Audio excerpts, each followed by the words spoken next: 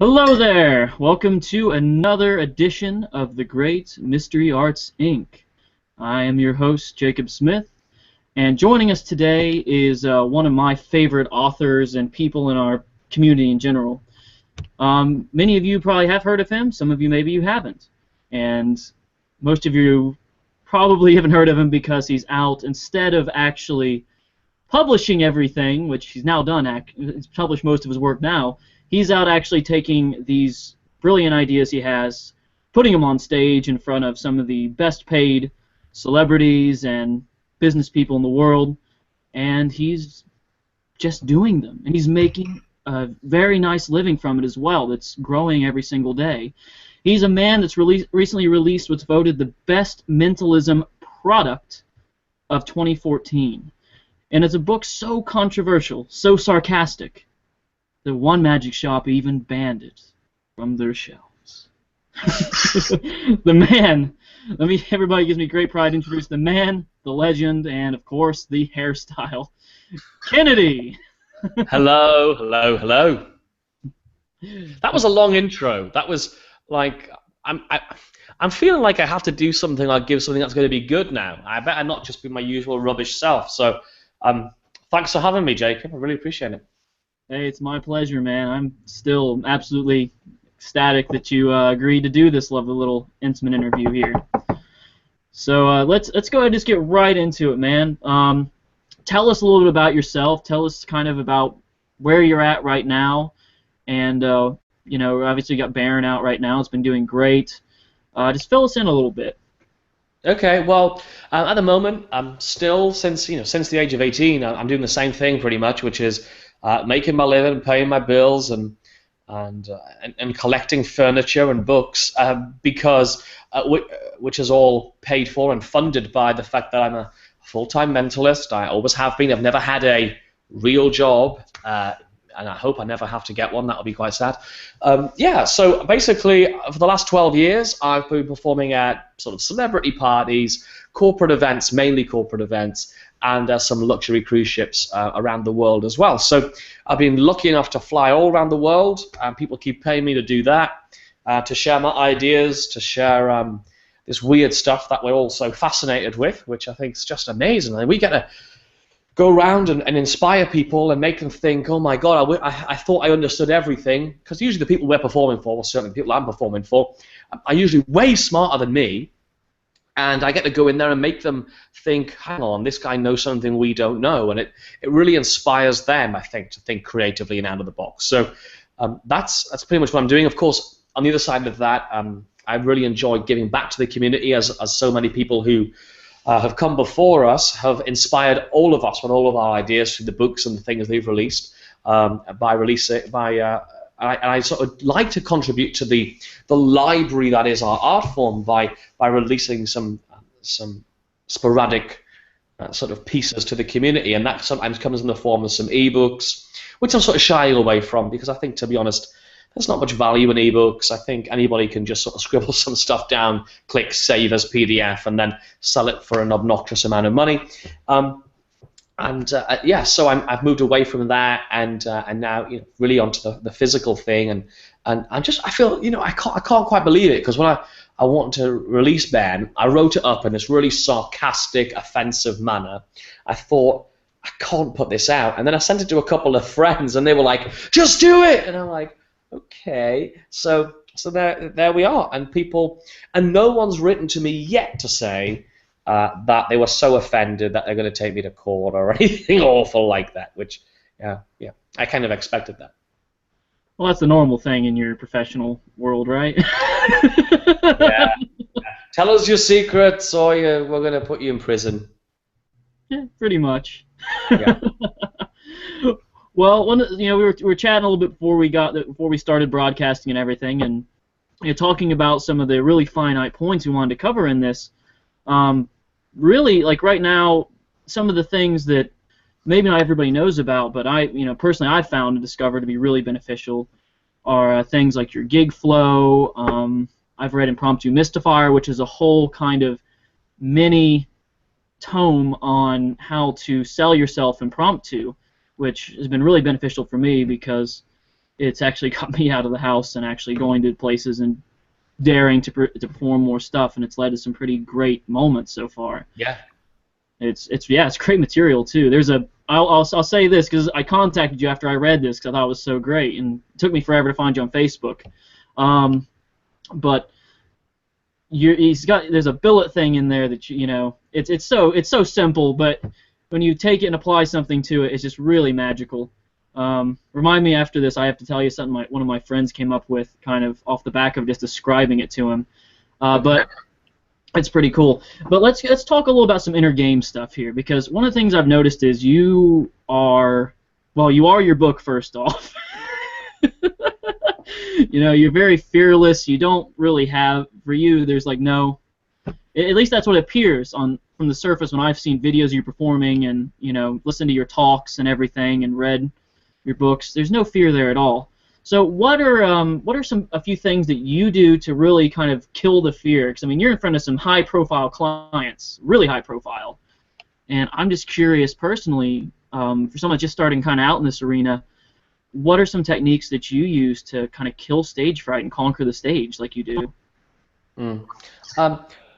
Okay, well, I think one of the things it comes down to is it comes down to confidence. And whenever I talk about confidence, one of the things I think that confidence boils down to is, I think this is something I've spoken about and I've lectured about and taught, is confidence. And it really comes down to two things. It comes down to knowledge. So basically, do you know what you're going to do? I'm not one of those people who's good at going on stage with a bunch of ideas in their head and thinking, yeah, I'll work through it and there'll be an end somewhere. Like, I can't do that. I need to know, what am I going to open with, what am I going to say, then what am I going to do next, then how am I going to segue, then I'm going to do this, and where's it all leading to? If I don't know that information, then I can't go on, then I am nervous.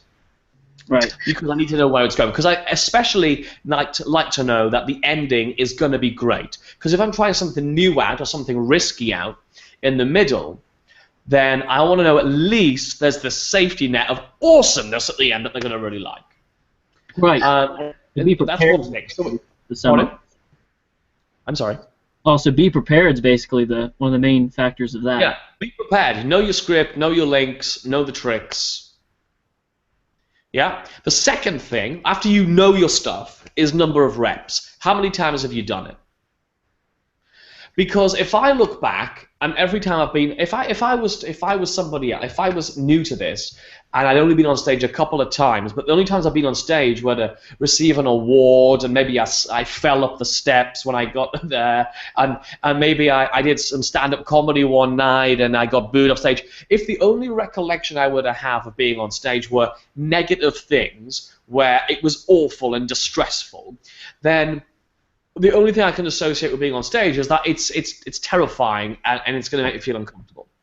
Whereas if I can look back at the last 12 years of my career, and yeah, I've had terrible gigs. I've done some gigs where I wish the earth had opened up, swallowed me up, and spat me out in somebody else's gig. Like, just horrendous things have happened. I was doing a Q&A for Screwfix, for example, in the big hardware store. You have those in the States, don't you? I think, yeah, still have them. So, I don't think, maybe we do. I just, not at least on my side. I'm pretty sure you do. And it's a big, huge hardware company, and they have lots of stores all over the place. And I was doing this Q&A, and I steal the billets, I do the thing, I go back to my case to palm them into the secret folder. I somehow, I don't know what I did, but my case flipped upside down. All these stolen billets went scattering like a shower of confetti, and I'm like, oh, this is not good. I've had that happen. I've accidentally insulted people in terrible ways. I've had complaints. I take risks, and because I am fearless, I'm just like, well, let's see how far I can push this. Usually when I'm pushing it, I don't get complaints. It's when I'm playing it safe, and I say one little tiny naughty thing, or even if I don't say anything naughty, I get a complaint about something stupid.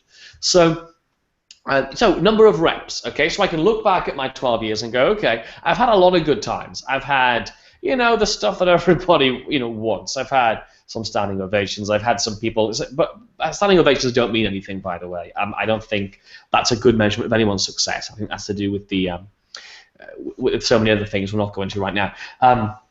Because I could go on that tangent and it'll just get ugly. So we'll not go there. Yeah, how do you? And you have to work out as well. One thing we all have to do is work out how you measure yourself. How do you measure the success of something? Because sometimes, and we've all had gigs, you've walked away thinking that was amazing, and nobody rebooks you. You walk away from other gigs and we're like, oh, that was a little bit rough. And then you get like 3 or 4 phone calls saying, you're amazing. Like I was doing this gig, and just imagine, this is absolutely true. It's one of the few gigs I did in my local town. It was a local Hilton hotel, and it was for an association of funeral directors. And this is like their annual conference, and people who supply to that industry, like people who make coffins, people who supply all the stuff to do with death, they all turn up to sort of sell their wares to these funeral directors.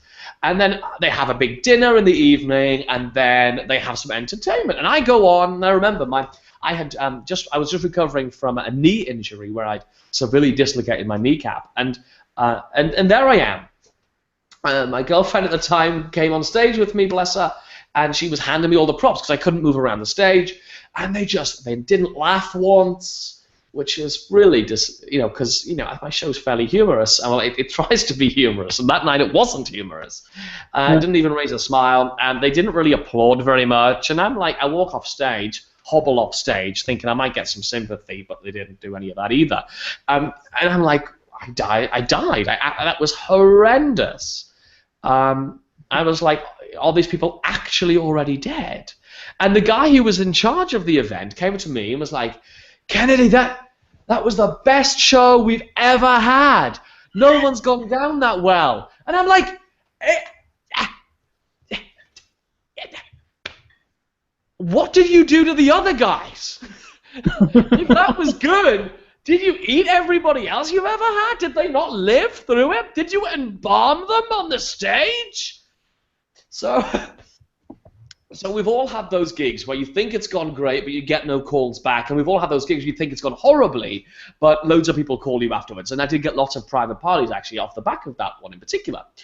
So you have to decide, how do you measure your success? Do you measure it by how you felt when you came off stage? But what you got to remember is sometimes is actually we don't matter. We have to remember that the only thing that really matters is, so long as we understand our job. And what really is our job? My job, yes, okay, I'm a mind reader. That's what I do. Okay, I'm able to figure out what you're thinking under increasingly apparently difficult conditions, or I'm able to influence your choices or know what you're about to do. Or I'm an expert. Maybe you're an expert in the human condition. Maybe you're a psychic. Whatever it is. Maybe you're a memory expert. Whatever. But when you're at an event, we have to remember that we're just a commodity. Because this year they've had you, next year they'll have something different. Let's not get our egos in the way. They don't care they've got a mind reader this year. They're like, okay, this year we've got the mind reader. That's it, Doug. Okay, good. And then next year we'll have a ventriloquist, and then the next year they'll have something else. And so remember, first of all, that we're a small piece of any event. No matter the scale of the event, you're a very small piece of it. And yes, if you're terrible, you will ruin that event.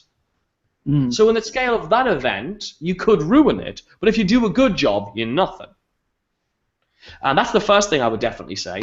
And just sort of remember all of these things, that you have to remember what your job is. So, for example, if I'm one of the things I've specialized in is product launches. So I've launched cars for a few various car brand companies, from the really high level ones to some pretty crappy car brands. But you treat them all the same on their own merits, because they're all doing a great job and they're serving their marketplace and giving their customers good stuff.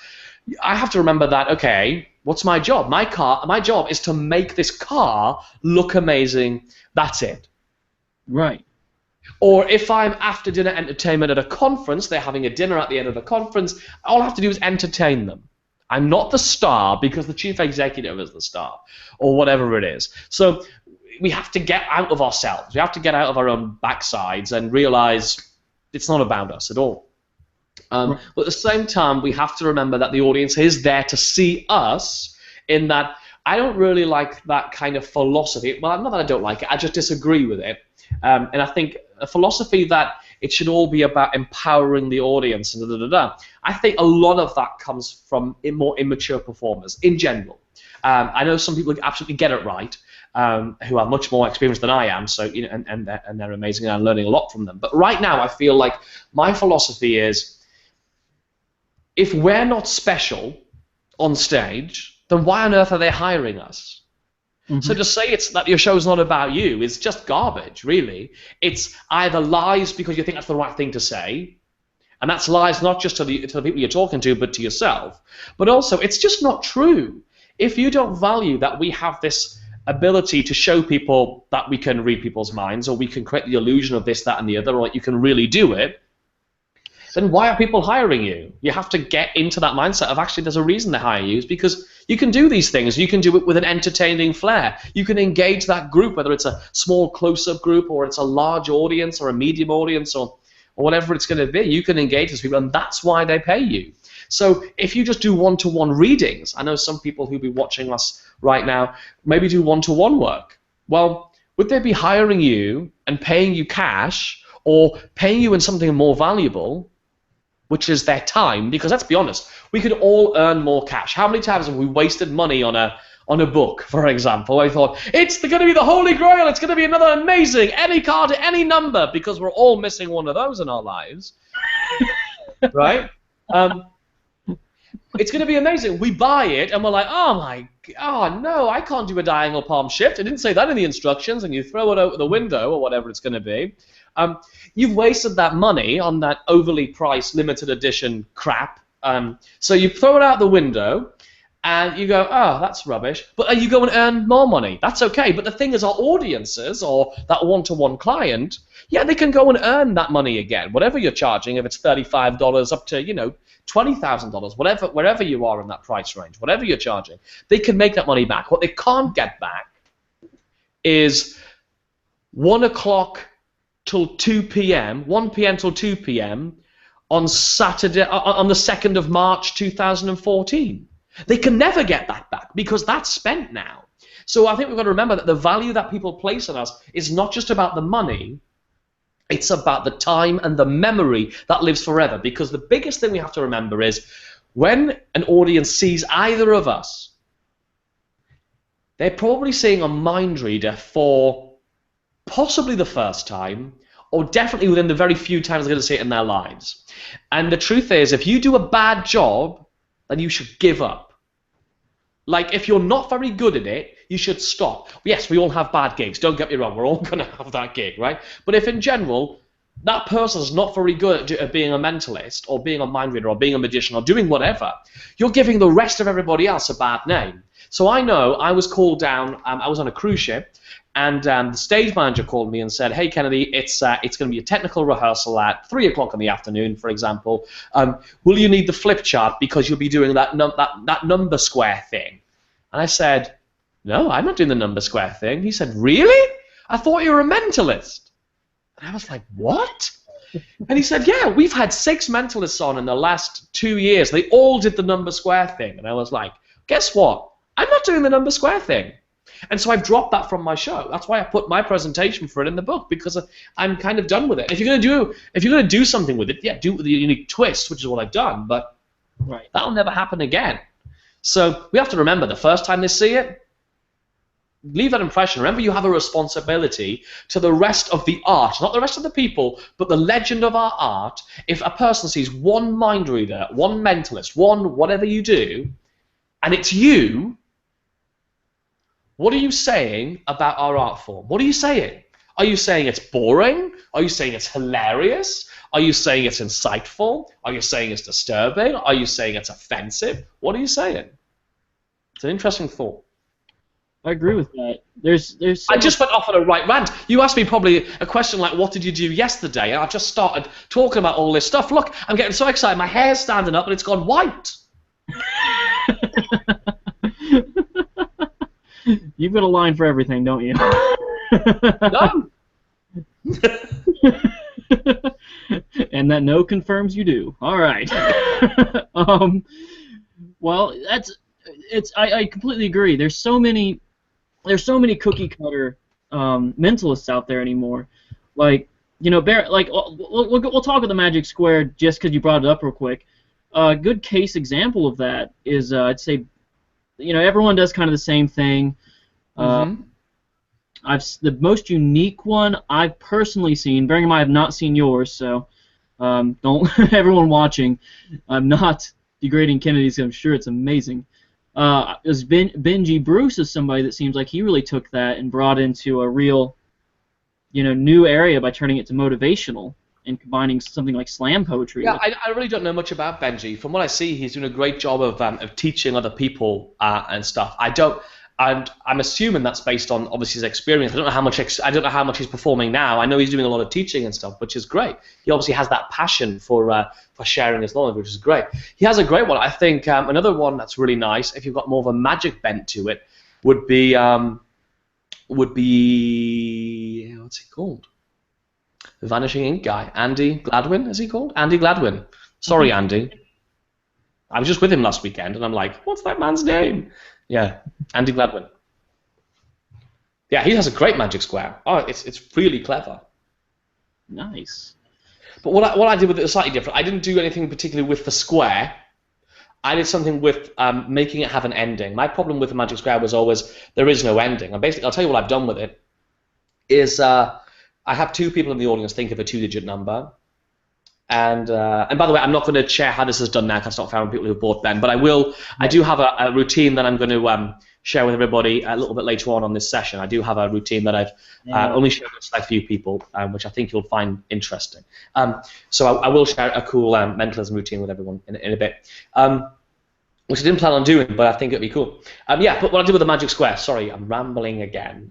Yeah, magic squares. Two people think of two-digit numbers.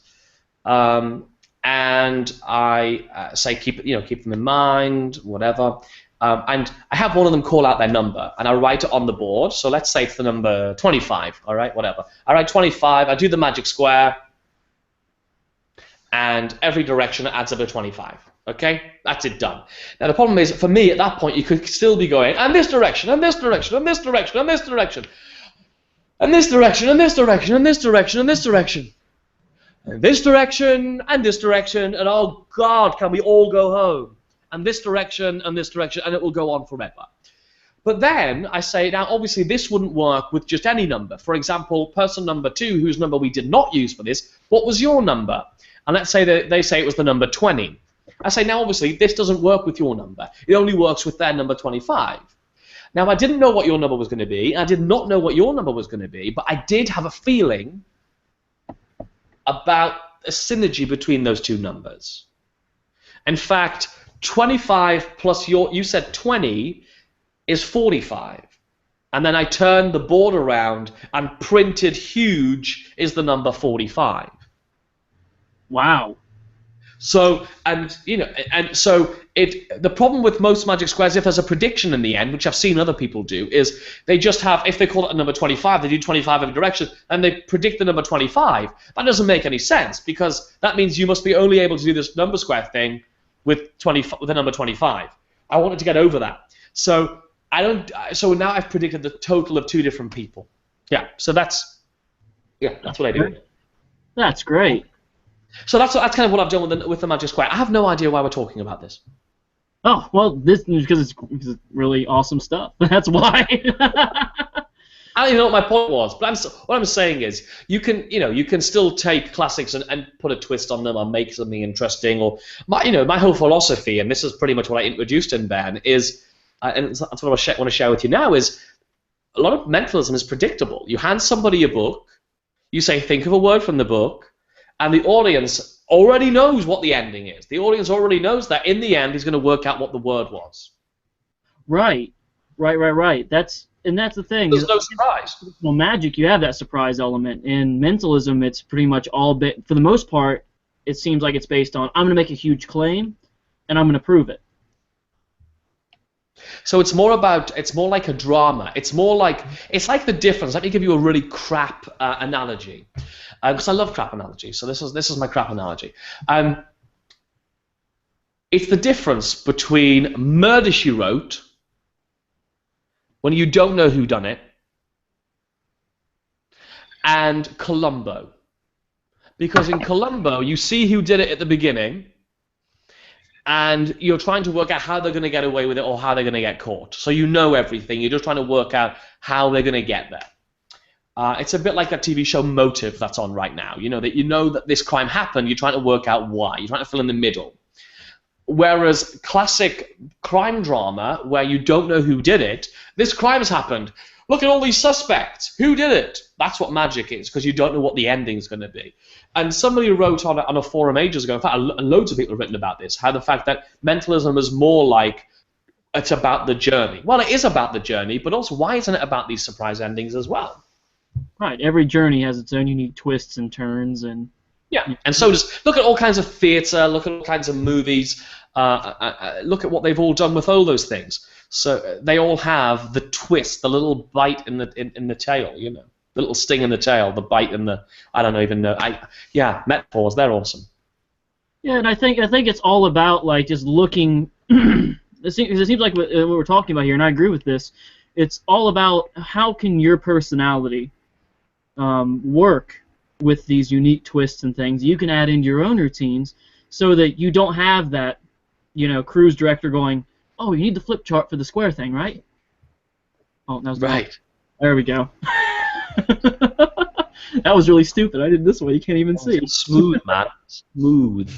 Nah, that's why I'm the host.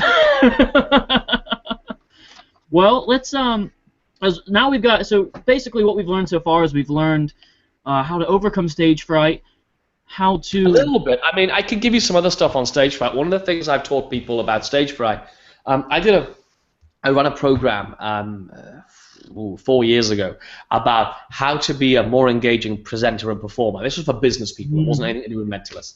It was a one-off program I was asked to put together by somebody, and I did. And one of the things I taught them is it's about energy, okay? If you get that feeling before you walk on stage. So let me ask you, Jacob, and everybody at home, you can watch that, you can think about this too. But we'll take Jacob's answer for me to work with, and you can apply my answer to him. To him, that I give to him, to you. Jacob, before you go on stage, if you do a stand-up performance, where do you feel those nerves? Where do they manifest themselves? Is it like in your shoulders? Is it in your stomach? Whereabouts is it? Is it in your arms, your hands? Whereabouts is it?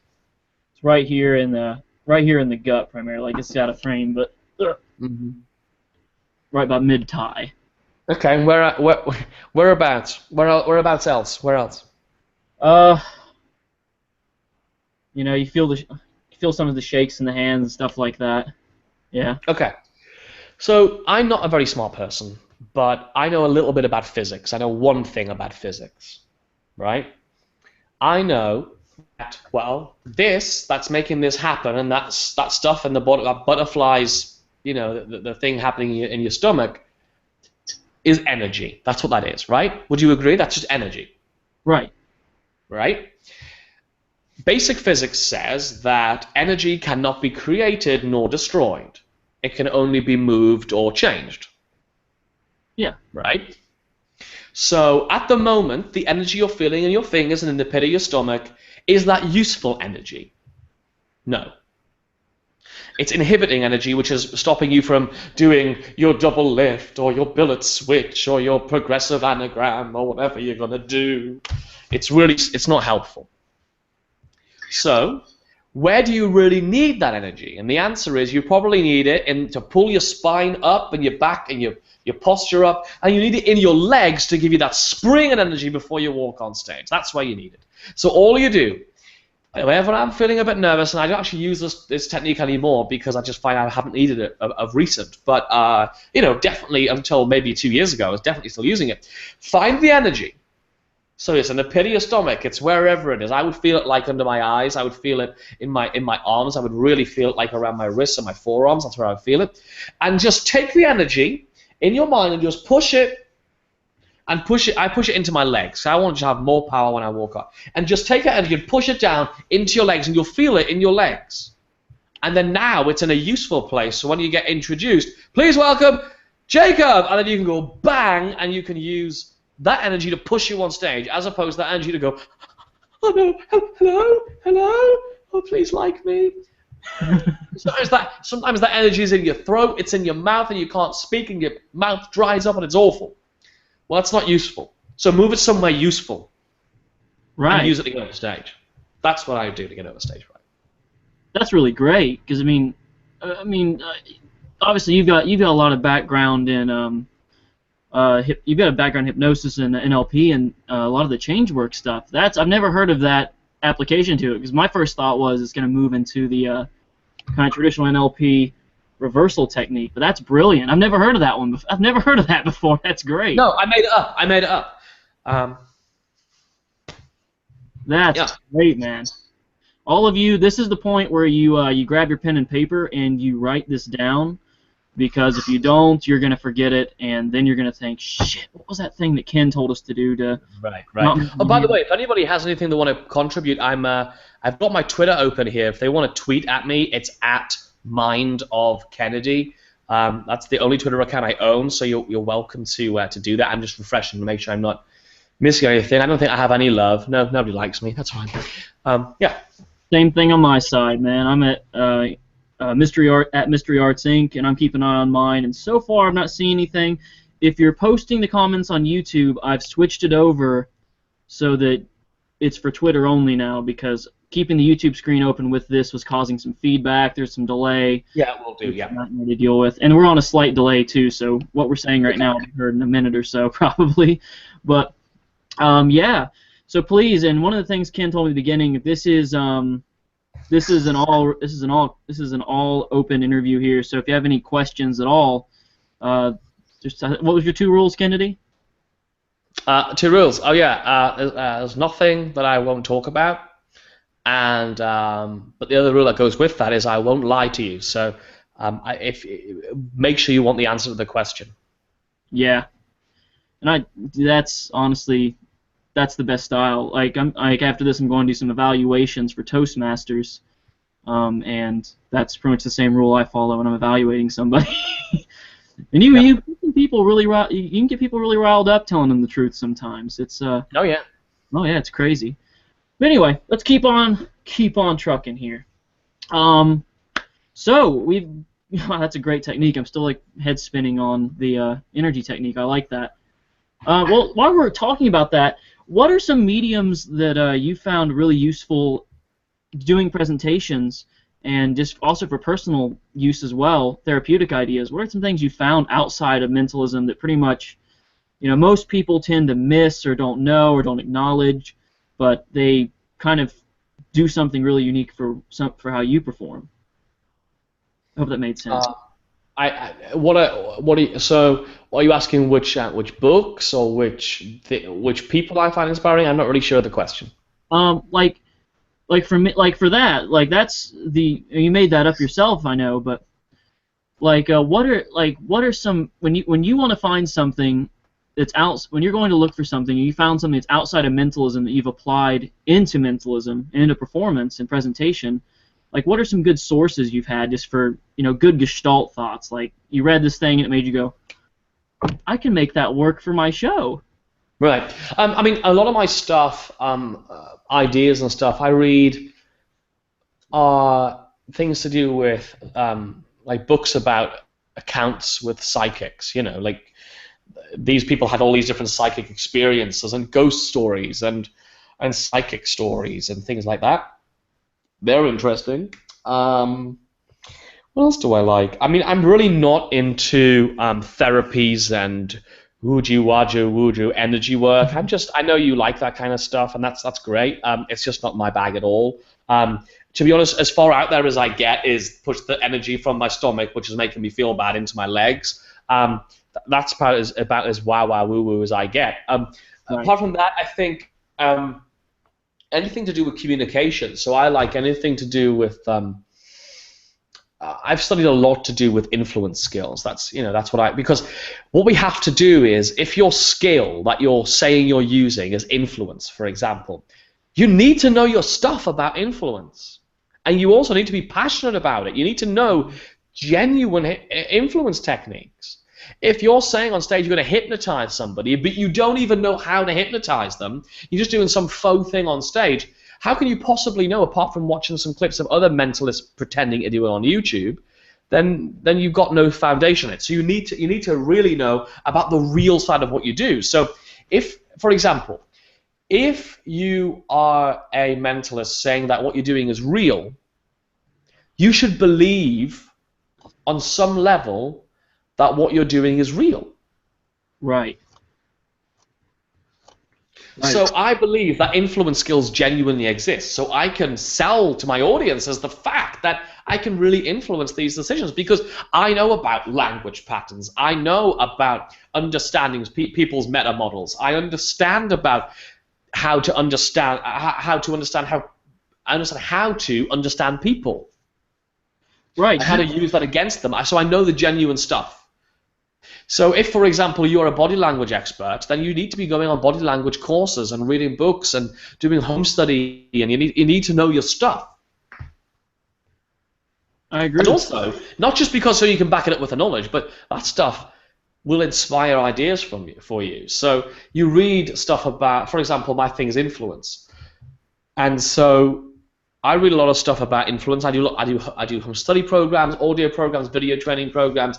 I've been on a lot of training courses about influencing people, and that the accounts, the examples, the metaphor they use, even the stories, the things they relate about how you can use these skills, that's all fodder. It's all a starting point for a mentalism routine. So I'm not really very good at the whole reading people thing, which is why I don't do that much to do with reading people.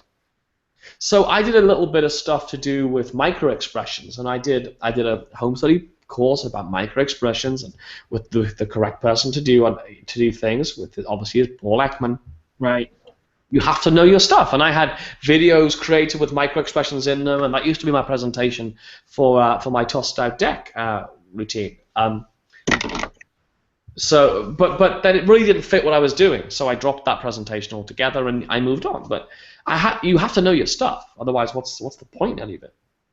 Yeah, so it's really a good chunk of is the consistency is keeping your internal script, and really, I'm trying to think how to put this. You make your show. You have to make sure it fits that internal script, so that way you can stay more comfortable and you're not confusing people and all that kind of stuff. Yeah, but you also have to remember what your intention is. So, for example, my internal script is so internal that it allows me just to be really sort of comedy, entertainment, improv focused in the moment, where I can shout at people and say stupid things to people and rip them. But I will only do that if it's within the context of the belief system that I have the audience in about me. Because when you walk on stage, the audience has a belief system about you. Yeah. So what you've got to remember is, one of my big things I talk about a lot, and I'm about to do a training thing about act structure. And one of the things that I believe is we have to consider, what is the audience thinking before you walk on stage, and what do they think in the moment they meet you on stage? And the reason we have to consider this is this. Before you go on stage, they're wanting to know, well, I want to know many things, but some of the things they want to know are, can he really do it? Is he any good? Am I going to like him? Am I going to stick around? Should I be scared? What does he know about me? What's he going to do to me? Am I going to become embarrassed? Many questions our audiences have. And what our job is to do is to, as quickly as we can, alleviate some of those questions and some of those concerns. Right. Maybe you'll choose to enhance some of those concerns because it allows you to do what you need to do. So, for example, I want my audience to believe that at any moment I could humiliate you. And therefore, I have all the control. You're not going to get up during my show. You're not going to leave during my show. You probably would rather pee yourself in your seat than go to the toilet during my show.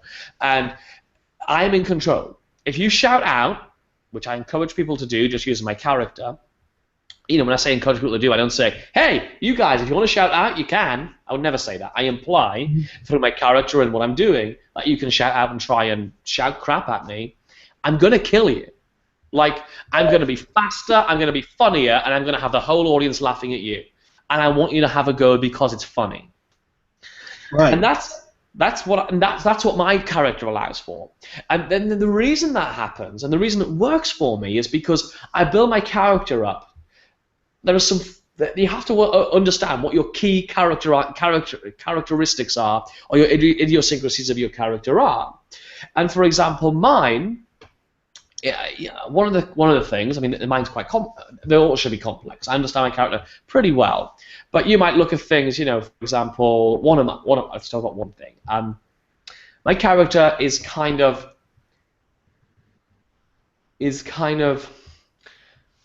a little bit up himself, because what that allows me to do, it's not as up himself as it used to be, because I've toned him down a bit, because I also added in the flaw, which you have to work out what your character flaws are. Mm-hmm. Okay, so you have strengths, you have to have flaws.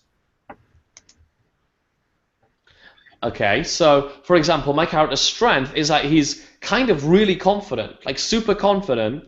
But what that means is when something goes wrong, the audience doesn't feel sorry for him, they think it's funny.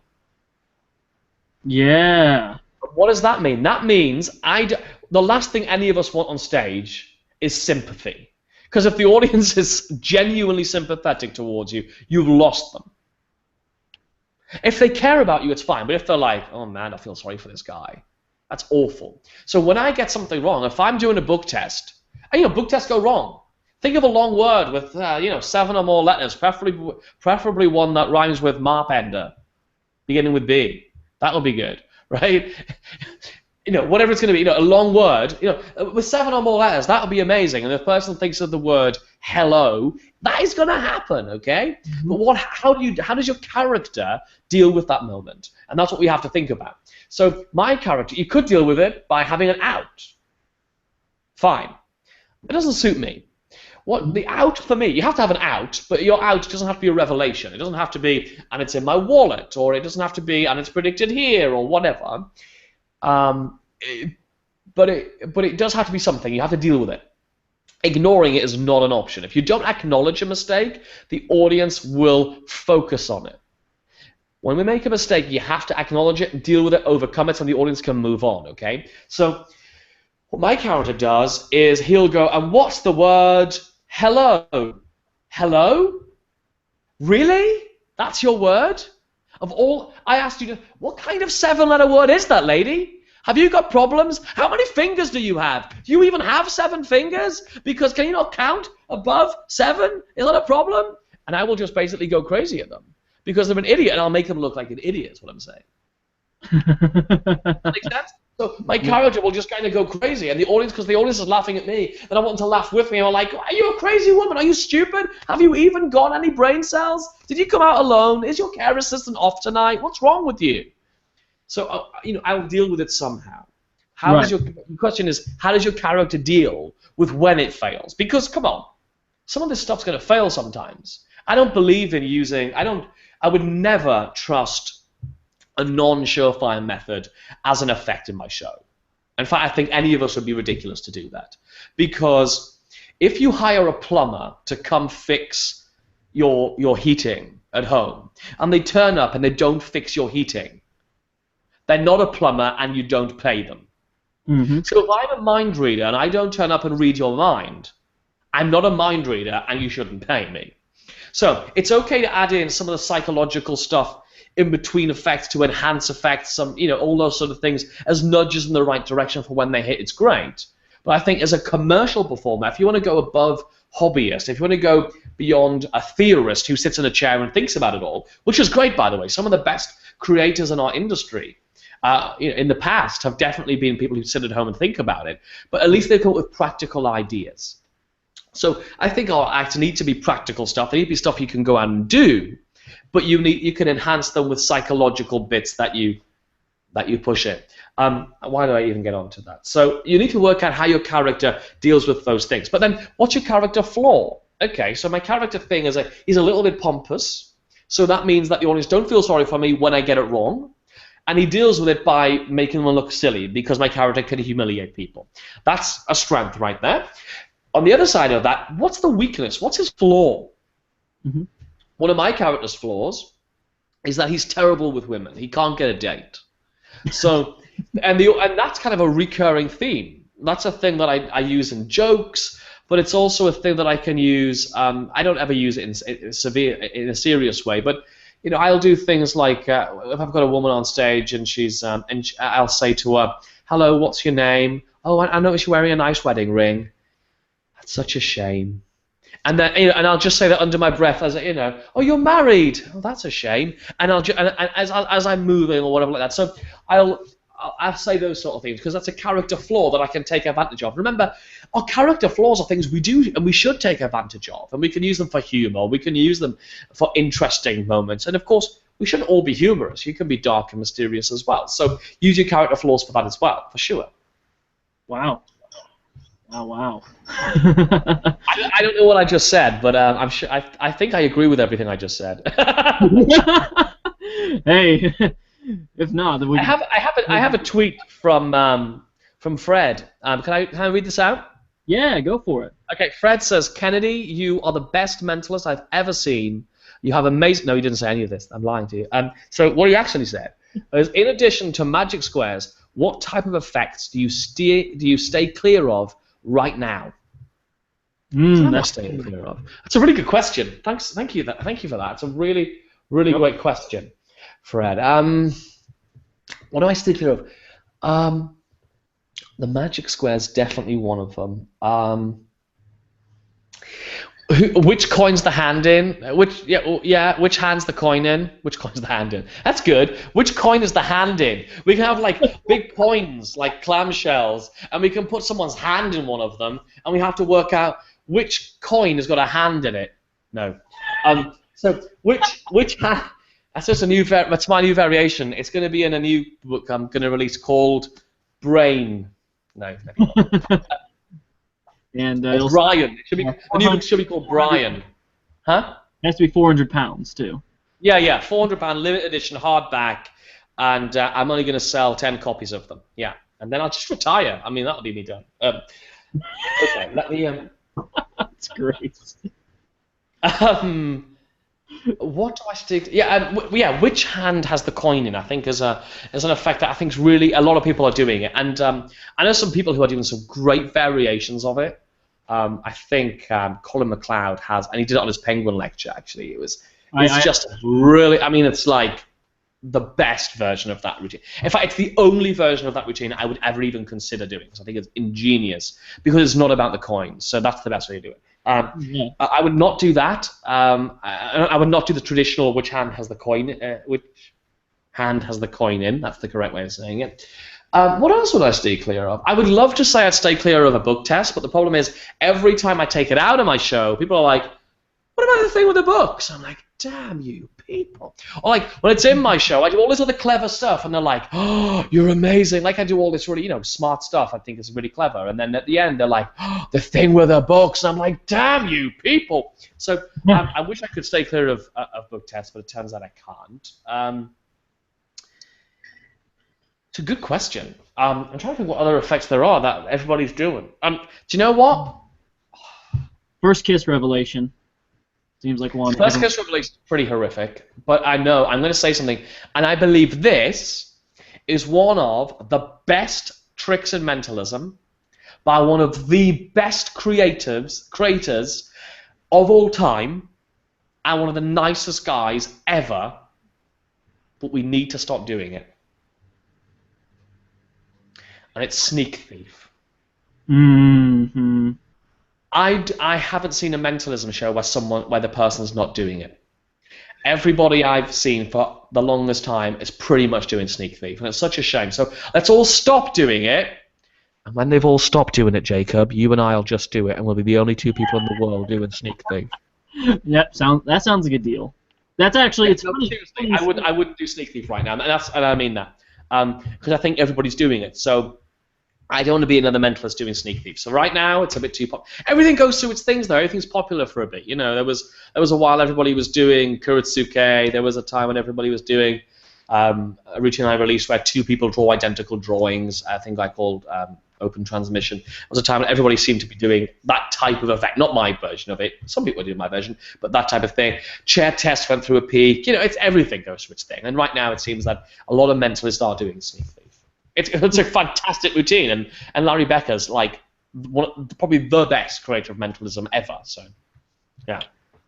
Yeah, I agree with that. And well, you know, I guess the flip side to all that too is like we brought up Colin a second ago. Like I use that witch hand in my show. I love it. I think it's great, and people freak the f out of it when I do it, and when the revelations at the end and everything. So I actually have everybody on my telephone, and it's in my voicemail. But yeah, I guess the big thing is, can we get away from the common presentation so that people can maybe still see something that every mentalist is doing, but they don't associate it to it because its presentation so wildly different? I think it's possible. Yeah, of course it's possible, because Colin did it so fantastically with which hand holds the coin. He did it like it's so left of field, which is what Colin's amazing at. Of applying classic stuff that we all just doing the same, and Colin comes along and kicks it out the park with how smart he is, which is a reason we should all go around to his house and just like chop off his hands or something so he can't perform again. Yeah. Well, that's not a bad idea. I'm sure I'll figure something out, though. I guess it takes the epicness out of a safe opener. Should we gonna use and get rid of this bag? Yeah, right.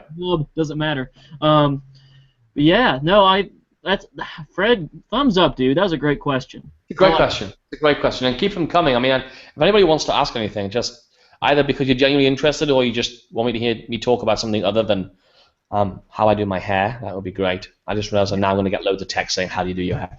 Okay. That is a good question. Well, let's talk about something that I'm kind of interested in too. So you mentioned at the very beginning, you know, we know how to conquer our stage fright. We have an idea of how to engage our audience. We know some of the selections of what to do and what not to do. Now, what are some, like when you were in your early days going and getting some of these corporate gigs and getting things set up, I won't ask you questions as much about, you know, website marketing, that style, because, you know, you've got your gig flow course for that, which I'm going through right now. What were some of the things you did to overcome being the young guy in the room full of office executives? I think it's with anything, you know, if you've got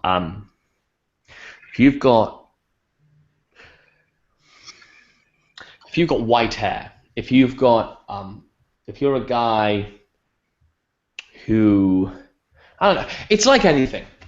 You have to just embrace it and use that as the thing that you are. So you have to just allow the audience to understand why you're doing this or what it is, or just not address it. Like, if they've never seen a mentalist before and you're the only mentalist they've seen, then hey, and you're 12 years old. If you're 12 years old, you're a mentalist. You're the first mentalist they've ever seen. As far as they're concerned, mentalists are 12 years old. That's it. Yeah. Okay, that's good. So, yeah. But obviously, you can't come on stage as a 12-year-old and say, I've studied body language and psychology. You're like, what? For 4 minutes? You know, it has to be congruent. Like, how do you know all this stuff? Well, maybe you're just intuitive and you're really observant. That's fine. But don't say you studied it. Just say you're naturally observant or whatever it is. It has to just be congruent. It has to be cohesive with what you're presenting. So, when I was 18 years old, and heck, I hate looking back at the stuff I was doing back then. I mean, look at your old stuff, materials, your materials, your promotional stuff, your websites. I mean, it's awful. My performance videos. I'm like, why was I so horrible? Like, why was it so bad? But the thing is, I have a philosophy, which is, if you should be looking back at your old material and be embarrassed. You should. Because if you're not, you haven't progressed enough. Yeah, I completely agree with that. If you can't see a difference between then and now, then you're not trying hard enough. Yeah, you haven't gone anywhere. You haven't improved. So it's good that it's mortifying and awful. But I think even now, I mean, come on, I'm only 30 years old. I've got no experience compared to some of the greats of our business. I mean, look at Bob Cassidy. I mean, my goodness, I can't wait till I'm at that level, or if I even get anywhere near that level. To be honest, I don't know. But if I get to that level, I would love to be as smart as him Oh God, and experience and just have that level of you could put Cassidy on any stage or any situation and he will nail it every single time because he's been there, done it. and Um, I've seen this. and what's important for all of I'm sorry. I've seen Uncle Bob do this too. Yeah, it's exactly true. And what's interesting is one of the things Eugene Berger talks about, which I think is so important, is that we have to remember that our character and our style and our material needs to age as well as us. So there's no if you start out at 18 years old, when I was 18 years old, I was like the young single trying to pick up chicks. That was my style, right? Hey chicks, hey, I show this to chicks and da da da. Whereas now, I need to play it more like this desperate guy who can't get a girlfriend, who doesn't even know how to talk to girls. That's my style. Because I still want to do all my jokes and material around being single, but there has to be a different reason. Does that make sense? Yeah, no, that completely makes sense. So Yeah, you have to that has to mature with the performer, and it's nothing worse than seeing like a really old guy doing all like, "Hey, baby, sexy chicks." You're like, dude, that's gross. You have to just So you have to just basically what you have to do, whatever you've got. If you've got brown hair, if you've got a big nose, if you've got I don't know, if you're whatever it is, if you're super tall or super short, whatever you are, whatever you've got, broad shoulders, little weedy guy like me, whatever. Embrace that. That's part of your character, and just use that in the material or use that in your style. Make sure you use it in the way you dress or whatever it is. yeah, yeah. Well, it's like something I do. I'm a pretty lanky dude, and my joke is always my arms are on loan from Pee Wee Herman. So that's yeah. Well, that's interesting to think about. So when you're the young guy in the room, just paint it red and address it's basically the main lesson from this. Yep, that's right. Hmm. That's right. Well, okay, so we're young performers, but one of the things I've seen a lot of people do, and I don't really get this, and I think I've heard a few people talk about this before. What would you say the dress code is? Like let's say you're thinking back to, well, what would you do now essentially, if you were that age, but you had the knowledge you have now, and you were going in to do some of these things? Like, how would you dress? What would be some of the key points you'd hit on, and things like that with some of these folks? I think it's really tough because I think what we all have to do is understand our brand, and what has to happen is there has to be, and I'm definitely not the expert in any of this. All I can tell you is the stuff that I'm doing, and it's worked pretty well for me. And could I have done all of this better, and could I be doing all of it better? 100%. But I think I've got some knowledge, and if it can help people who've got a little bit less knowledge than me with something, or even the fact that you disagree with me, but if it's making you think about it, then that's great.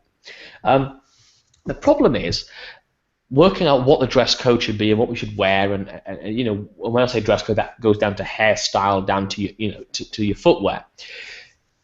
Yeah, look at that hairstyle. That's a hairstyle right there. Look at it. It's hat hair. Put that hat back on. It's awful. You look like you're being squashed by something. Terrible. It has to be a merge. It has to be an amalgamation of who are you performing for, so the market, the audience, Right. and who you are. What do the audience expect from someone who is performing for them who looks like you? And the biggest problem with anybody's character or dress sense is there is a clash between what you think you look like and what you look like. So I had a problem for a long time when I was even younger than I am now, which was I wanted to say certain things and I would say certain things, but they didn't sound right coming out of my mouth. There was a contradiction there. Whereas now, just through experience and doing it and doing it and doing it, I know more, not everything, far from everything. I've got another 50 or 60 years yet to learn everything. But I know more now than I did then about what's appropriate and what I can get a reaction with. So I can get more reaction out of a look right now or a tone of voice right now than I can from writing a joke. Yeah. Yeah. So, for example, if you are working if you're expecting to work in a corporate environment, but you have a tattoo of a tiger on your face, you might have a little bit of a problem. Right. Right. You know, I've noticed this too. Like, what for you? I mean, I've watched a few videos you performing. I prepped for this a lot, and you know, you have a very nice suit you wear. You know, your look is, you know, you go to the website and you see your promotional pics, and it's completely congruent with what I've seen anyway, based on, you know, what you are on stage. It's just, I guess, once again, to sum it up in one word here, it's all congruency. And keeping things relevant and congruent at the same time. Yep. Yeah. So, interesting. It's important because the moment that there is something that's not congruent, that is a crack. Basically, the way I look at everything I do is they're not looking for all the things that are right about hiring you or right about enjoying your performance. They're looking for the one thing that puts them off as an excuse to not. Yeah. And that's just kind of a product of the world we live in today, it seems like. Yep. So it's almost a good idea to look at a lot of these events almost like you're the I've heard of them like cruise ship entertainers. Like one bad review on a cruise ship will get you canned. It's almost a good idea to look at it almost in that kind of mindset. That imagine everyone out there has scorecards. What would they say? Or even going as far as to pass them out, I guess, would probably be a good idea at times for feedback. You could. I think it depends on the market you're working. I mean, corporate events you couldn't do that. Well, certainly not the ones that I'm familiar with. Yeah, you couldn't do it. But I think you have to just remember that your time together with this audience is precious, and it's you only get one time to give them an impression of what a mentalist is, or whatever you tell the audience you are. So, what do you want them to believe about you? What do you want them to feel about you? What do you want them to have experienced? Yeah, there's a quote, and I think I've said this and probably once in every interview, but it's this important. You know, long after you're gone, people don't remember really what you said. They might remember some of what you did, and they might remember a little bit what you look like, but the most important thing is they remember how you made them feel. Yeah. That's right. I mean, we've learned a couple of things interesting about you tonight, I think, for example. I'll remember that you're a really weird YouTube stalker, and that you only know one quote. That's how you make me feel. Yeah. Well, I could pull out a few more, but I don't know how applicable they'd be. Yeah, oh my God, they killed Kenny. It's not really going to cut it right now, Jacob. Ah, damn it. Yeah. That's a revelation right there. Well, so basically so let's recap what we've learned so far, and then we'll get on to I think everyone's really excited to see Stack Hijack. I've been watching the viewer count, and people are probably patiently waiting and like, oh, I want to see this. Okay. So we've learned basically how a great way to overcome stage fright. Something like I said, I really like that method. I'm actually going to be using that tonight when I'm up doing my evaluations, which usually there's not really any stage fright there. I'm dealing with, you know, colleagues and stuff, but you know, there's always a little bit. So I'll actually go out and do that one tonight. The energy technique. We learned how to engage our audiences better. We've learned some of the, you know, struggles that go on, and we learned how to kind of be more memorable with our audiences and how to make them feel certain things and keep our characters synced up so that we can produce those feelings easily versus having to really fight an uphill battle to do it. Yeah. So, my opinion, if you're watching this interview, you've got some great material here. So, with all that bearing in mind, what do you have to I share have with? another question before we go into Stack Hijack, which I'm going to teach you, which is one of my favorite things right still. I mean, I keep saying it's my favorite thing right now. I've been saying it's my favorite thing right now for probably 3 months, so it still is my favorite thing right now. Fred's been back in touch. He's returned from. You're my YouTube stalker. Fred's my Twitter stalker, so that's nice. Thanks, Fred, for being a participant. How do you keep track of your repertoire, especially off stage? My problem is I know too much, but I know my problem is I know too much, but remember too little impromptu. Very simple. I have a terrible memory for material. I only do 3 things impromptu and my stage act, and that's it. I don't try and remember anything else. All I'm doing is focusing on becoming better, more convincing, more subtle, just more at the things that I do know. I don't need to know everything else. I would love to learn some of the stuff that my friends perform and makes my jaw drop. But I'm like, you know what? I could spend all that time going back to zero knowledge with those new things, or I might be at a 4 with the stuff I'm working on right now. Let's push it up to a 5 in the next year. Let's push it up to a 6 in the next year. So I don't try and remember everything because I'm the guy who reads a book and instantly after I've read the next trick, I've forgotten the trick before it. So I don't, is my honest answer. I'm really crap at that stuff. Really crap at it. Yeah, I completely agree with that. That's Like I don't know, like probably like yourself, Jacob. I'm sure a lot of people here. You put yourself out there. People know who you are because of you being on the Penguin lectures, upstaging everybody with your dashing good looks and awkward stance. And and if you ever need anybody to be awkward on an interview, please welcome Jacob. No, if that's you're the man. You know that by getting some kind of profile, and I don't think I've got any kind of profile really, but the small profile that I've gotten from the book and stuff, people send you lots of stuff. They're like, hey, will you take a look at this? I'd like your opinion on this. I'd like your opinion on that. And like I have a whole shelf dedicated to what I need to read, and there are currently 34 books on my to-read shelf. Yep. Like somebody sent me a new book yesterday, and they're like, let me know as soon as you've read it. I'd love a review, and I'm like, cool. I'll see you in October.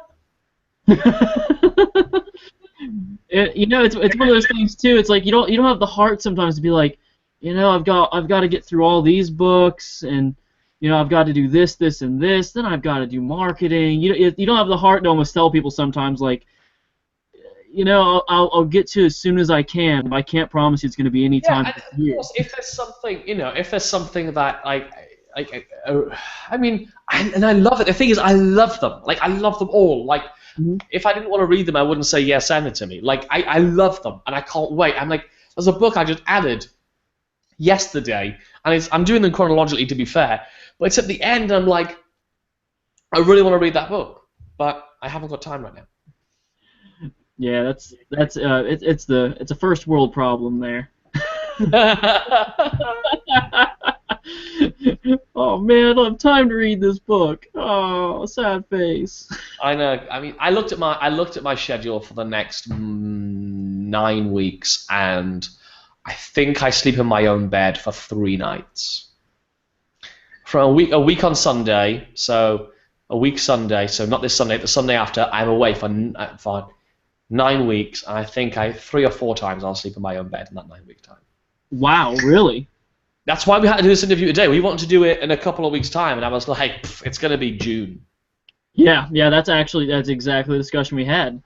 And it's funny, I can't remember, there are a few people that were trying to get a hold of you, if I remember, I was talking to, and they're just like, I haven't heard back from you. I'm like, dude, he's really busy right now. That's why I have a personal assistant. Like, if you need an answer about a project, that's why that all goes through her, because I'm literally running around. And whenever I sit down, I open my laptop up, I look at the number of emails that are coming to me personally that I need to deal with. The first ones I need to deal with are the ones from my personal assistant, because that's why she's there. And then after that, it's like, let me try and get through some today. And so, yeah, I mean, I do get back to people. I try and get back to people within 48 hours. And if I don't get back to you in 48 hours, it means I've forgotten about you. So please get back in touch. Yeah. And you know what? I think that's a big thing we should probably bring up real quick, because you know, one of my big fundamental things I really discovered that really helped me out was these people you want to get a hold of.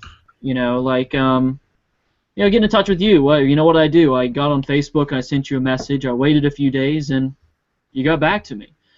A lot of these people are out there that you look at as some that we kind of put on a pedestal. They don't really see themselves as on a pedestal. I found out. It seems like the more successful you are, the more giving you are. Pretty much, like you always try and give things back to the art.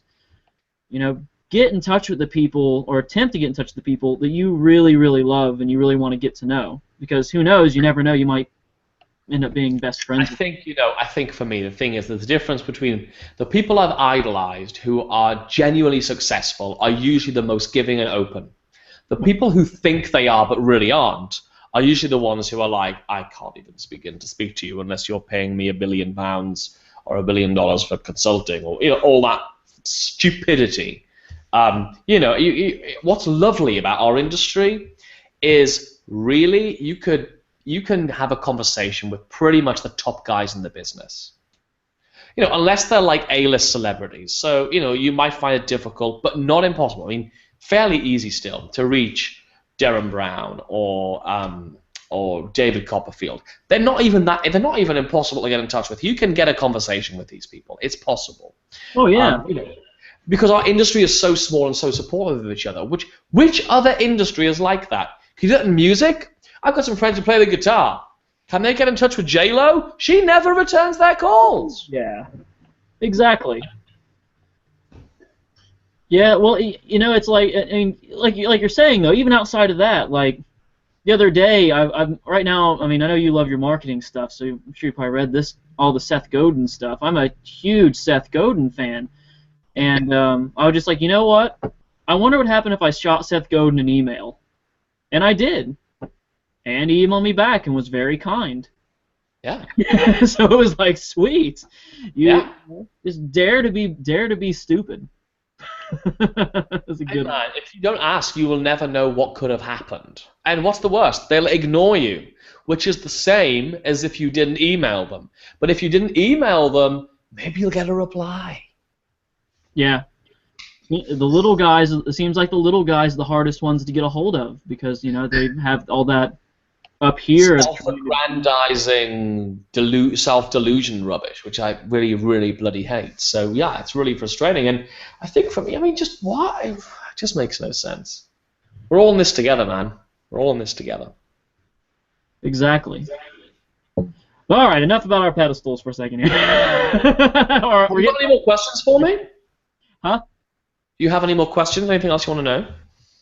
Guys, questions, please put them on the Twitter feed. If you're doing it on YouTube, I cannot see them because if I bring the YouTube feed up and this, it creates a weird loop thing that I don't like very much. And I'm not getting anything on my Twitter so far. Is there anything else on yours other than our good friend Fred, who's been awesome? No, Fred's been amazing, but I think he's just gone quiet. I think he's probably still alive, but he's probably just gone quiet. Drank too much. Understandable. Yeah. I mean, what time is it right now? It's like it's alcohol time somewhere. Yeah, it's 5 p.m. Hey, it's 5 p.m. here in America. It's booze time. Hold on real quick. I'm looking at some Facebook comments. Looks like Gord. Everyone's just asking right now if it's recorded. It looks like, and yeah, it is for people that are missing this and watching this later on. But you already know that because you're watching a recording. See how that worked? So yeah, let's go on. Let's have a look at this. Your new favorite thing here. When I say new, I mean I'm talking about anything that's less than 6 months for me is pretty new. I take my time about creating. So I'm not going to be able to demonstrate the effect because it's an effect for a group, but I'm going to tell you what's going to happen. So the effect is pretty much this. I walk on stage, and I do this on my second show. So if I'm on a cruise ship, I'll do this as my second show. If I'm, what else do I do it? I've done it casually in my lounge, and I've had friends over because we have a lot of friends over for dinner, and we entertain a lot. We always have people in our spare room and all that sort of stuff. Anyway, and what happens is you hand the deck of cards out, and you hand it out in bunches, and people shuffle the little bunches of cards, and then they shuffle. So basically, you really labor the fact that the deck is shuffled. That's important. You then a person assembles the deck, and they take the deck and they deal themselves 7 cards while your back is turned. They then hand you the cards. You put the cards back in the rest of the deck back in the box and hand them to somebody near the front, somebody else. Let's do this as if I'm on stage, so near the front row. While your back's turned, you name every single card the person's holding. So imagine it a bit like card calling from that Richard Osland did, which I think is a wonderful effect. And then you put the cards back in their case, and you can now proceed with any stack deck effect, even though the deck was just shuffled. Nice. All right. So this is the work on it. I call it Stack Hijack. I have a new version of this, but I'm going to sort of tease you with this version first, and then the new version has got a really innovative title at the moment. It's called Stack Hijack 2.0. Woo! Crazy, but it may get a new name, and now the creator's going to help. Okay, so here's how you do it. Get 2 decks of cards and stack them both in your favorite system. I love Richard Osland, so I use his system. So let's imagine this is stacked in the Richard Osland stack. This one isn't. I didn't have time to set this one before we came on the thing today. I literally just grabbed a couple of decks to show the setup before we jumped on here. So your setup's going to be, you've got 1 deck, you've got 2 decks which are completely stacked in your Osland system, or whichever. It will work with any system you want. Take the first 7 cards. So I've illustrated that with the ace through 7 of spades. All right. So the first 7 cards of your stack, all right, take them out of this deck and throw them away. Take the next card in your stack and corner short the cards. So get one of these cool corner cutters and cut the 4 corners, right? Make them short, or use nail clippers, whatever you want to do. Corner short are probably the best thing I've bought for ages. All right, okay. So you now have a corner short card, which is the 8th card in your stack, on top of the rest of your stack. Make sense? Yes. Okay. Take that stack, and let me get this all correct, and put it in your right jacket pocket. Got it? Yep. All right. Take another deck. I think I just lied to you on one of those phases. Okay. Take another deck and take the first 7 cards. I'm sorry, it's this deck which needs the corner short. I lied. So we want to corner short the 8th card in one of the stack decks, but have the other 7 on top of it. So let me just go through it again, because I've never really taught this yet. So the deck that's going to go in your right jacket pocket has the 7 cards removed and no short cards. Okay. Okay. Top 7 cards of your stack. Throw them away, and then put the rest of the deck in your right jacket pocket. Okay. In the other deck, which is stacked identically, you take the top 7 cards off, and then corner short the 8th card. Right? Right on. Okay. This is Stack Hijack. You walk onto the stage with your cards in the box, with a corner short card as the 8th card down. Take the cards out of your box. Take the box, put it in your left jacket pocket, the opposite pocket to where the deck is. So it's an empty pocket. Right? Right. And remember, you can watch this back. You're probably going to watch the replay anyway. You then go over to the first person and you cut at your corner short card and hand them the first 7 cards off the deck. And you ask them to shuffle the card. This is a Larry Becker idea. You then cut another small amount of cards and hand them to somebody else, and they shuffle them. And you keep doing this until you have no deck left, okay? More cards, more cards, more cards. And they're all shuffling their little piles. You then collect them all in a random order, but leaving the first 7 cards that you handed, the first 7 cards of your stack, which are now, of course, out of order, but they're still the same 7 cards, and then just drop them back on top of the cards you've just collected. So now you've got a shuffled deck, but you've got the top 7 cards, the first 7 cards of your stack, in a random order, so they'll be mixed. Okay? Okay. Does this make sense? Oh yeah. Yeah? So you now have a deck which is completely shuffled apart from the top 7 cards are in a random order, but they are still the first 7 cards of your stack. You then hand this very nonchalantly to somebody, and you ask them to deal themselves 7 cards. Well, 1, 2, 3, 4, 5, 6, 7, and then shuffle them. As they shuffle them, they will, of course, have the 7 cards that are the first 7 cards from your stack, because they never got mixed with the rest of the deck. They just got mixed among themselves. And as you move away from them and you say, shuffle the cards, everyone's attention goes over to them shuffling the cards. The cards are in my left hand, the shuffle deck. That left hand goes into my left jacket pocket, and my right hand goes into my right hand jacket pocket. My right hand comes out with the stacked deck, minus the first 7 cards. My left hand comes out with the card box. I open the card box. I put these cards, which is the stacked deck minus the 7 cards, into like this and hand them to somebody in the audience saying, keep a hold of those.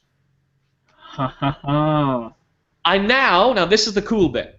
That's pretty cool because there's a deck switch happened, but only for some of the deck. It's not even a full deck switch, so no one's looking for a deck switch because they think the trick's about these 7 cards. You now call out these 7 cards in your stack deck order. Because as they place the correct cards on your hand face up, they're restacking the deck for you. And at the end of that, so let's just say what we're doing with the ace through 7 of spades, which is obviously not a real stack. I would say the ace of spades, now it's the 2 of spades, the 3 of spades, the 4 of spades, the 5 of spades, the 6 of spades, the 7 of spades. Is that correct? With all the drama, all the presentation between, they say yes. Big round of applause. I take these cards and I place them into the card box on top of the deck I switched in, which means I now have an entire deck that is stacked, even though they just saw it shuffled to themselves. Now I can proceed with any stack deck routine you would like. That is awesome. I like that. You see why I'm excited? Yeah, now I completely get why you're excited. That's great.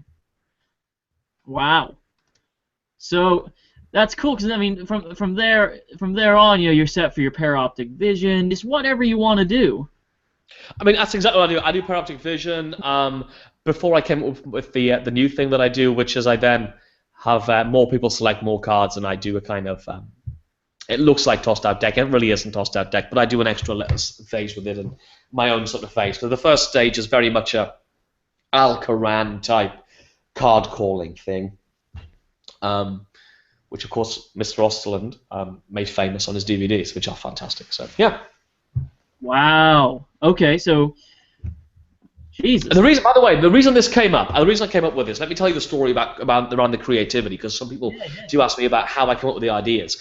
I wanted to do a stack deck routine, but I thought the only problem with stack deck routines is that the audience need to not think that the cards are in any kind of order. So I need to have the cards shuffled. So I contacted my friend Jay Sankey, and I said, Jay, I need to learn a false shuffle. And Jay was like, cool, I'll send you a couple of DVDs and some stuff on. So he did, and then I watched Jay's DVDs, and I was exhausted just watching him because he's a lunatic. And I just thought, I'm just not very good at card slides. And I was like dropping cards and all this sort of stuff. And I was like, plus, even if I do finish mastering this is me talking myself out of learning any kind of skills. If I do ever master this, are the audience going to believe me? And are they going to remember it? Right. So one, I want the audience to remember it. That's so important. So how do I do that? I make sure loads of them are involved in it. I make sure I make a huge fuss around getting the deck shuffled. Are you shuffling? You're not doing a very good job of shuffling them, madam. Hand it to the person behind you. He looks like he's got much more capable hands. Are you shuffling yours? I thought she was bad. Can you shuffle them, please? I can do all of this stuff and make a big job about shuffling. It's important these things are shuffled, okay? That's one. And secondly, if they do it, they have to believe they're shuffled. Right. So I thought, how can I have them shuffle them, yet still do the thing I want to do, which was essentially a card calling to begin with. And then I thought, okay, what will I do next? Now I've got a whole stacked deck. in play. What can I do next? And I did paroptic vision. Wow. So yeah, you're way ahead of the game before there's even apparently a game being played. Yeah, and there's a cool little subtlety I say is I've handed the box to a guy in the front row, and it's got the deck in it and the box and it's in the box, but I want the audience at large to believe that this guy maybe was shuffling the cards while I wasn't looking. So before I take them back off the guy, even though they're still in the box and he hasn't shuffled them, because I say to him, keep a hold of that and keep tight a hold of it for me. Okay, I do the whole card calling bit. Da da da da da da. Okay, cool. When I take these back, I say, sir, these cards are well shuffled? Yeah? Okay, good. Mm. Then I take them back and then I proceed. Well, it's a lot like when I hear Danny D'Ortiz talk about, like, which, by the way, if you haven't saw Danny D'Ortiz ever, Jesus Christ, everybody, do it. The guy's crazy. You know, you basically, by making the shuffling so engaging for everybody, one, you're holding everyone's attention, and two, if they don't remember that, then they're asleep. Right. Basically. Yep. Wow. And it's a good way. That kind of shuffling thing is a really good way of upping the energy in a room as well. I mean, we sometimes think about our effects, our routines, our show as how many people does it involve, or who's left on the stage at the end, or what do I want to communicate. I think about my show in terms of energy. Yes. Mm-hmm. I need a high energy routine. Now I need a low energy routine. Now I need a routine that looks like this. That I've got lots of people. And now I want a high energy routine, but I want it to be short. Now I need a high energy routine that has I need ebbs and flows in this one routine. How does the energy feel? Yeah. Well, I guess a good thing probably to bring up is it sounds like basing off of energy. It's a little bit like, well, I guess you call it what hypnotists call fractionation. When you raise the energy up high, then you bring it back down again. Then you raise it up high, it goes even higher. Then you bring it back down. It's like a graph just going absolutely bonkers. Yep. And it culminates at the end. Yep, that's right. So, wow. Okay, so first off, I'm going to use this because I've already got a place for it. I'm going to use this for sure. So I'm super excited. Well, it's getting this is the longest we've had so far. So I'm sorry for blathering on. Oh no, dude. Like I said, there's lots of great information in here, and for all of you that don't know too and aren't too familiar with Ken, his page is mentalunderground.com. In fact, if people want to go, go to mentalunderground.com right now, I've got like a free ebook I'm giving away, which is it's a really cool impromptu thing that you can have on your iPhone or your iPod, or basically somebody names a song, selects a song, and that's the song you have paused on your iPad or your iPhone or whatever, any MP3 device. So it's a pretty good thing that you'll just have with you anyway. So it's pretty good. So if you want to get that as well as a thank you for joining us, if that's useful to you. If it's not, don't worry. But and also if you want to keep up to date with what I'm doing, or I do random webinars myself, which are free, and I do whatever. If you want to keep up to date with when the like Primal Prediction, I know you're a fan of Primal Prediction because I know you use it and stuff. Those things are currently not available, but they're going to be made available again soon. If people do want to be sort of notified when they're going to be available again and keep in touch with me, then it's probably the best way to do it. mentalunderground.com.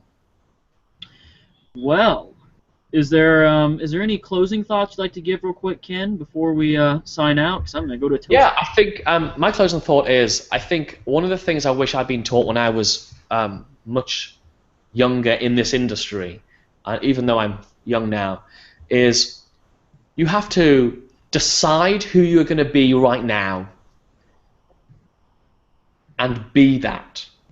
So you have to decide, just make a decision, whether it's going to be right or wrong, whether you're going to regret it in the future or not. As soon as you make a decision and become true to that and make everything aligned with that, make sure there's no gaps, that's when the audiences will believe you. That's when you're going to start being able to make much more informed decisions, not just about your performance, but also about your marketing and the business side of your gigs and how you're going to get those gigs. and you're going to be find script writing much easier. You're going to find the whole thing much more easy if you just make a choice, just make a decision about who it is you want to be for now. And when I mean for now, I do mean for now, because who knows where it's going to take you? Who knows how you're going to have to change? Who knows why you're going to want to change within the next who knows how long? And the future, well, the future can be as short as tomorrow, or it can be as long as the rest of your life. Wow. Very prolific ending, and I completely agree with that. Well, everybody, I want to thank you all for tuning in to another great interview here on, well, I think it's great. I think Kennedy's great, so I'm just kind of here. Thank you for tuning in for another interview on Mystery Arts Inc. Live, and this is Jacob signing off. Kennedy, care to say bye to everybody? Oh, yeah, sorry. Thank you very much. Thanks for being with us and spending your time with us. It's genuinely appreciated. Thank you. Thank you all very much, and we will see you again next week when we do the Underground Spotlight on my very good friend Timon Kraus. Brilliant hypnotist, brilliant magician, and winner of the Dutch Championship of Magic. So until then, we will see you all later.